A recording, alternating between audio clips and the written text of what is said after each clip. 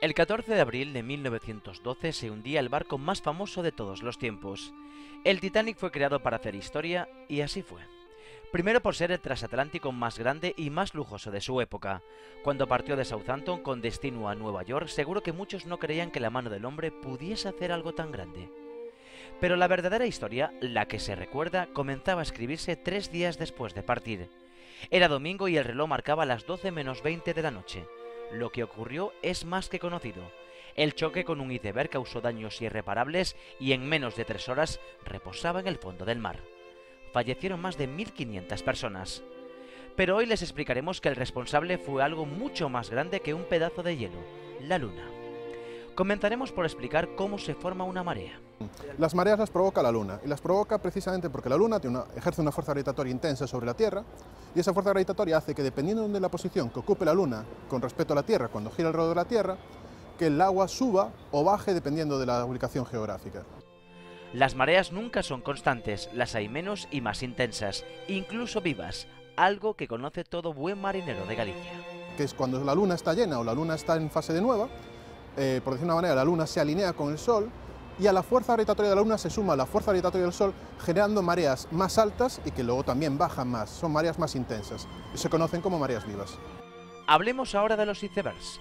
Estas montañas de hielo se producen en las desembocaduras de los grandes glaciares y poco a poco van avanzando arrastrados por las corrientes.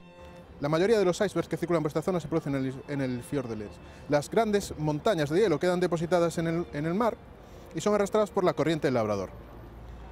En la corriente del Labrador, en la costa del Labrador, hay una gran cantidad de pequeñas playas de poco calado y hay una gran cantidad de pequeños golfos en los que muchos de estos icebergs que circulan hacia el Atlántico Norte quedan atascados, se varan, quedan varados y no vuelven a flotar.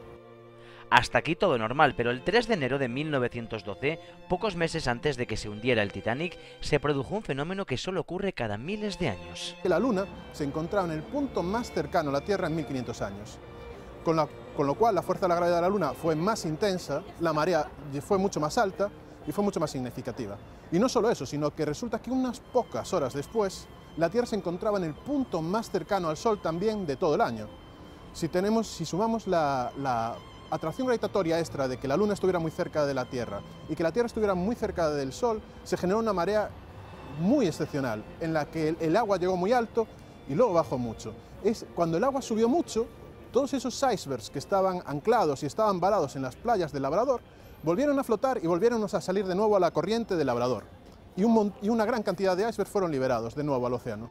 Es decir, acabaron en la ruta del Titanic. Los registros de la época cuentan que prácticamente todos los barcos dieron avisos de una cantidad notable de icebergs. No estamos acostumbrados a pensar que los astros influyan en nuestras vidas, pero lo cierto es que en este caso lo hicieron de forma determinante. El Titanic no chocó contra la Luna, pero algo tuvo que ver. En 1895 se proyectaba la primera película de cine. 17 años después naufragaba el Titanic y nacía la historia más taquillera del séptimo arte.